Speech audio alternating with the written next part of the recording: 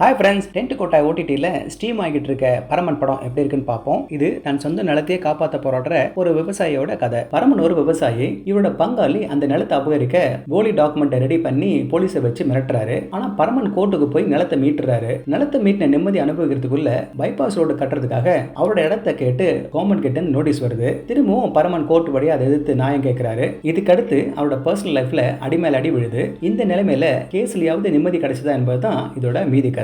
இந்த படத்தோட இயக்குனர் ஒரு விவசாயியோட கஷ்டத்தை நமக்கு உரைக்கிற மாதிரி கொடுக்கணும்னு இதை கட்டமைச்சிருக்காரு. நல்ல விஷயம். ஒரு நல்ல நோக்கத்தோட எடுக்கிற படம் யதார்த்தத்தோட அமைஞ்சிருந்ததுன்னா அவரோட நோக்கம் முழுமையடைஞ்சிருக்கும். ஆனா பரமன் லைஃப்ல உயிரிழப்புகளையும் கொடுத்து திணிச்சு வச்சிருக்காங்க. மொத்தத்துல இந்த மாதிரி படத்தை பார்க்கும்போது முதல்ல நிலத்துல வேலை செய்யறதுக்கு ஆள் இல்லாம இருக்கிறதுல இருந்து டெவலப்மெண்ட்டுக்காக நிலத்தை இழக்கிறதும் கடன் சுமையால உயிரியே இழக்கிற விவசாயின்னு தெரிஞ்சுக்கலாம் ஒழிய இதுக்கான சொல்யூஷனை கதையில எங்கேயாவது நுழைச்சிருந்தாங்கன்னா படம் முழுமையா இருந்திருக்கும். அது இல்லாததுனால டைம் பாஸுக்கு படத்தை பார்க்கலாம்.